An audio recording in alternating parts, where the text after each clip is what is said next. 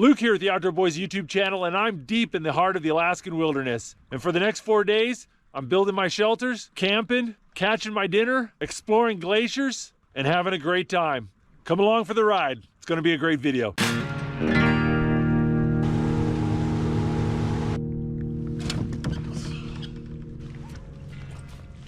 Well, I'm gonna leave the kayak here and go look for a campsite.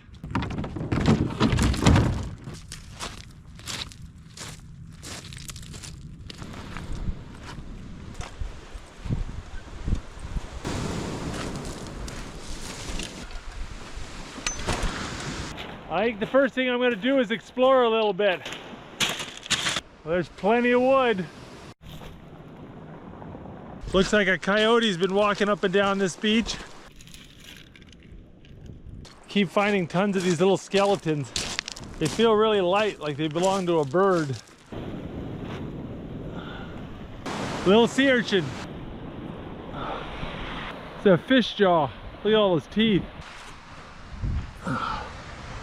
That's the top half of a beaver jaw.